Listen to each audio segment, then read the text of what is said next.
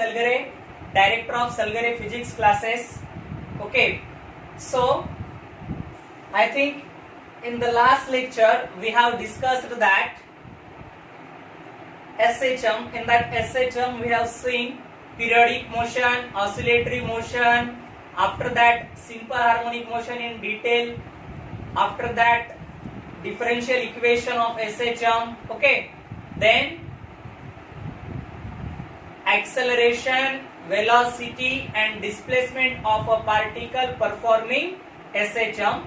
After that we have also seen that the acceleration, velocity, displacement in a different position, that is extreme and mean position. Okay, negative or positive extreme position. So today we are going to discuss the problems based on the NEET or problems that is asked for NEET and JEE.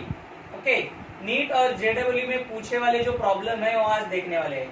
Maximum student जो है हमें कहते हैं sir हमें concept समझ में आती है, हमें फॉर्मूले भी याद होते हैं, but we are not solving the problems which may be asked in the NEET JEE exam.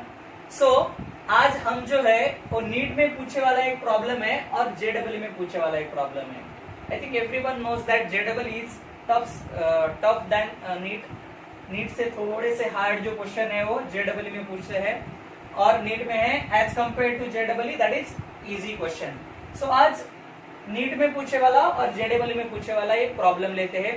इसके लिए जो है आपको एक्सेलरेशन, वेलोसिटी एंड डिस्प्लेसमेंट, ये जो कंसेप्ट है वो आपको डिटेल में आने की जरूरत है. ओके, इसके लिए आप नीचे दी वाली जो डिस्क्रिप्शन लिंक है उस डिस्क्रिप्शन लिंक में जाओ और डिस्क्रिप्शन लिंक में जो है एक्सेलरेशन, अगर ये क्वेश्चन आपको इजी टाइप में इजी वे में जो आना चाहते हैं आप, ये क्वेश्चन इजी वे से अगर सॉल्व करना चाहते हो तो नीचे दी वाली जो डिस्क्रिप्शन लिंक है उस डिस्क्रिप्शन लिंक में जाओ और वहां पे एक्सेलरेशन, वेलोसिटी और डिस्प्लेसमेंट के जो कंसेप्ट है वो वहां पे देखो, तभी बहुत इजी आ जाएंगे आपको. Okay, so see here how to solve this problem.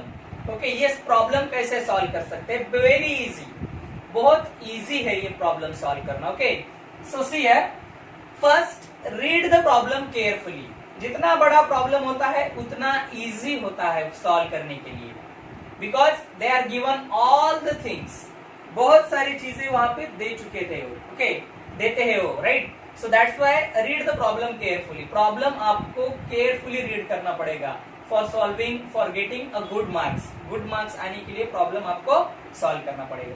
So see here first understand a particle executing SHM. particle executing the SHM. particle SHM में है मतलब simple harmonic motion. I think yesterday I was said that the definition of SHM, that is to and fro motion, right? Particle first go extreme position, then mean position, after that negative extreme position is there. That is the to and fro motion. So its maximum acceleration is alpha and maximum velocity is beta. Okay, they given maximum acceleration and maximum velocity is given in the problem. So right here what is the maximum acceleration?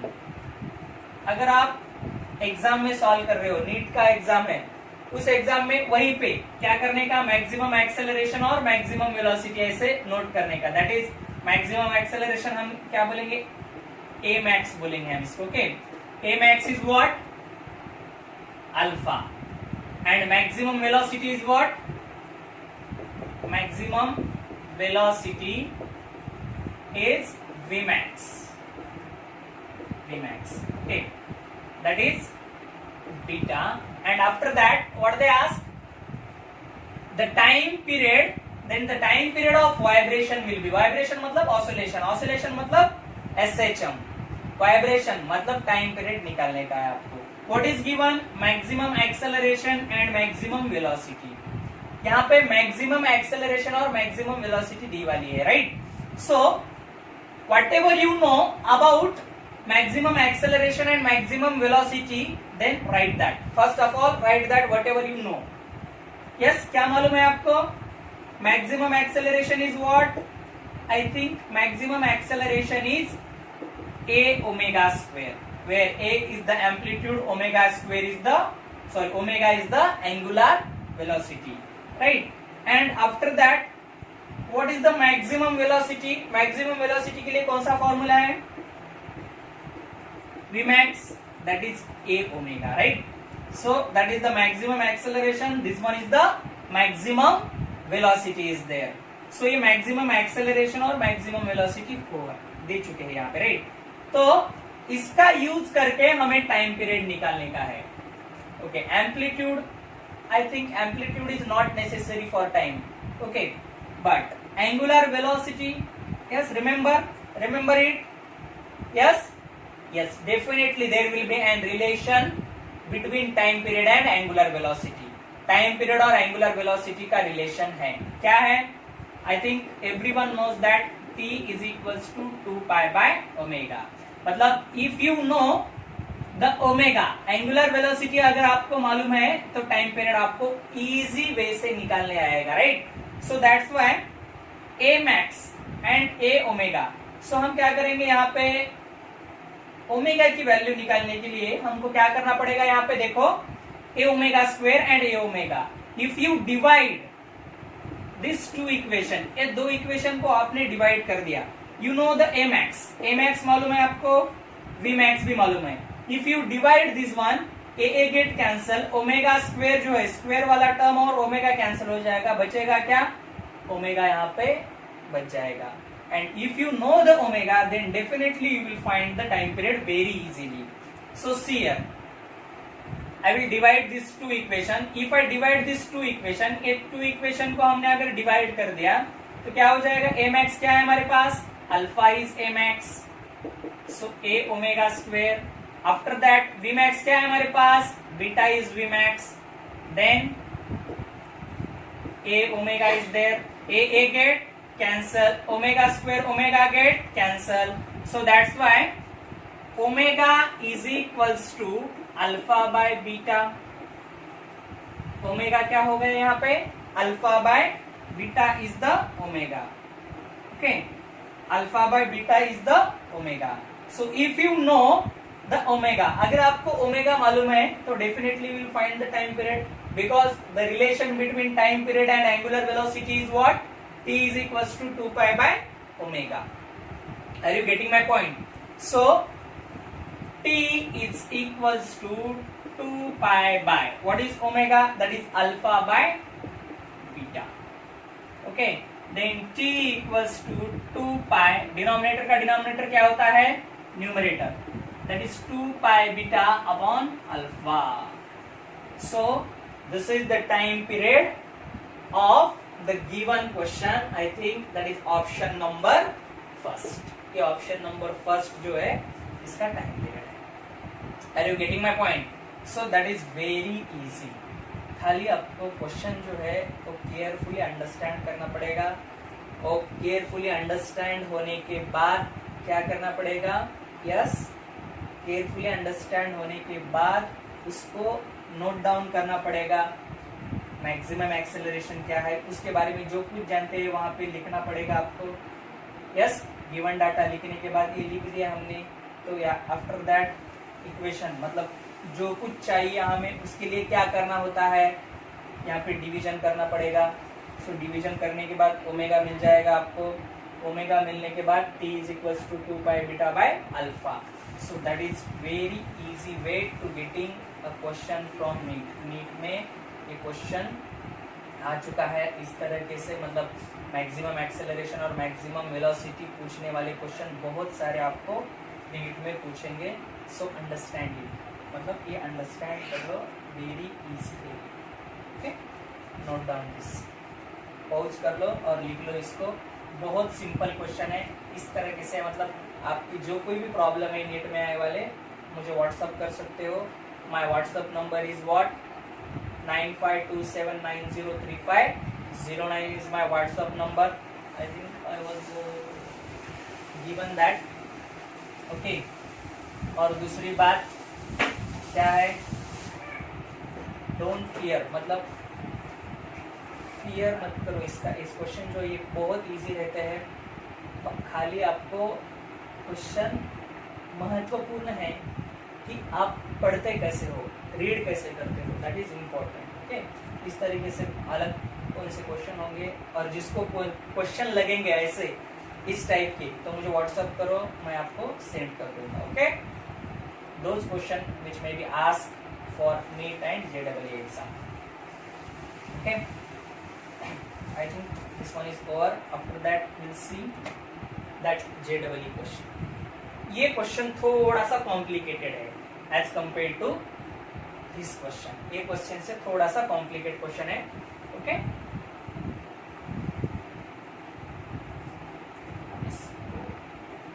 Division में ले लेंगे। So first of all read the question carefully. ये question आपको carefully read करना पड़ेगा। Okay, so see here, a particle performs essay jump with an amplitude a. Its speed is tripled. What? Speed is tripled at the instant that is 2a by 3. इसकी speed tripled होती है। कब कब tripled होती है? At an instant 2a by 3। मतलब displacement क्या है यहाँ पे? 2a by 3 को उसकी स्पीड कितनी होती है? ट्रिपल्ड होती है, right? So that is the displacement. क्यों? I think I was said in the last lecture, what is an amplitude और डिस्प्लेसमेंट क्या होता है और एम्पलीट्यूड क्या होता है? That is distance from mean position. Mean position का जो कोई डिस्टेंस है that is amplitude. Maximum distance that is amplitude and distance is the displacement. Mean position से जो कोई भी डिस्टेंस होता है, right? So that's why x equals to 2a by 3 is the displacement. Okay, then you have to find the new amplitude. तो उस समय का एम्पलीट्यूड आपको फाइंड करने का है। Okay, the new amplitude of motion is, simple harmonic motion का new amplitude find करने का है। So first of all we will find the velocity. वो जो वेलोसिटी है, that velocity I think v dash, will consider v dash. हमारे पास velocity का फॉर्मूला क्या है? v is equals to omega under root of a square minus X square. a square minus X square is the formula for finding the velocity. अब 3v वाला निकालेंगे, पहले 3v वाला निकालेंगे। क्या 3v वाला? v dash is equals to 3v, that is equals to what? Omega, और पहले v निकालेंगे वो यूज करके, omega under root of a square minus x की वैल्यू क्या है यहाँ पे? 2a by 3 square, 2a by 3 square. So omega under root of a square minus 4a square by 9। 2a का स्क्वेयर होता है 4a square by 9। Okay, that is the velocity. Okay, after that omega under root of 9a square minus 4a square, right? 9a square minus 4a square divided by 9, divided by 9. So omega 9a square minus 4a square क्या होता है? That is 5a square. Okay, under root of 5a square divided by 9. Okay, so this one is the velocity. तो क्या हो गई ये velocity? देखो अभी, that is a omega, because if you take a square outside the square root bracket, that is a omega as it is divided by 9। बाहर निकालने के बाद क्या होता है? 3 बचेगा क्या यहाँ पे? Under root of 5। Under root of 5 is remaining here. Okay, so but when it is that, when ये वेलोसिटी कब है? जब yes its speed is tripled. उसकी स्पीड ट्रिपल्ड होने के बाद ये वेलोसिटी आती है। मतलब न्यू वेलोसिटी क्या हो जाएगी? 3v, that is a omega 3 into v क्या है हमारे पास? That is v। Okay, see here v dash is equals to 3 a omega divided by 3 under root of 5. This is the value of v and this is the 3 because when the speed is tripled, speed tripled होने के बाद, listen carefully all of you, speed tripled होने के बाद उसका distance that is displacement 2a by 3 होता है mean position से. So this 3 get cancelled. So v dash is equals to what? A omega root 5. That is the new velocity. That is the new velocity. That is the new amplitude. New velocity. That is v dash. क्या है यहाँ पे?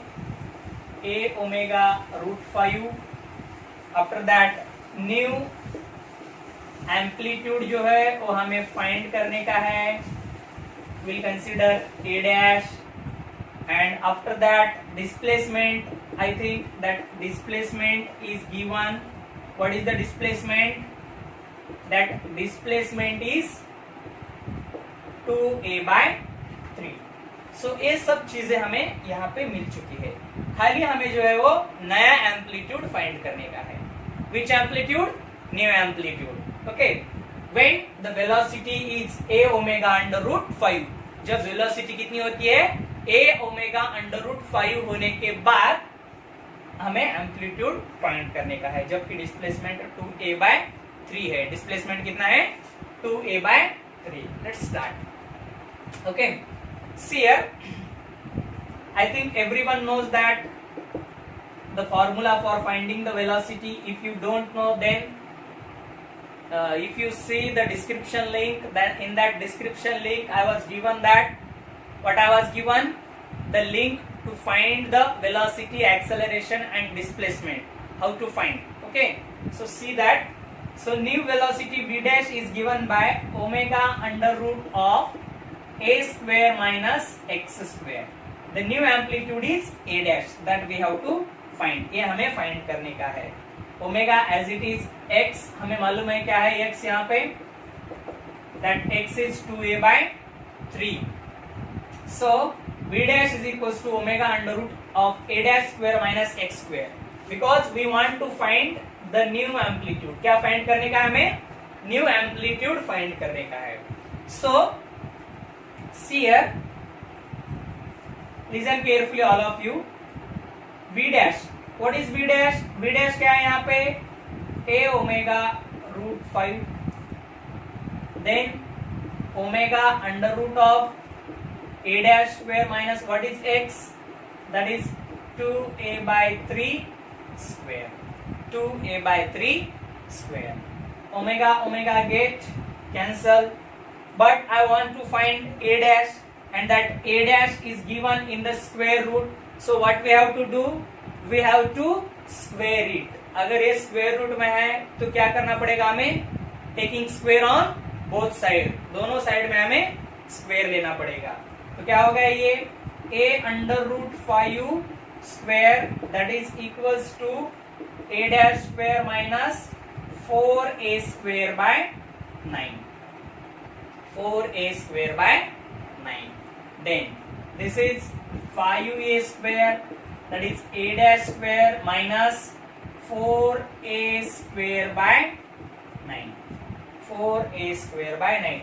I want to find a dash. a dash find करने का है. ये minus यहाँ पे आने के बाद क्या हो जाएगा? वो प्लस हो जाएगा. Then a dash square is given by, I will take this one right side, 5a square plus 4a square by 9.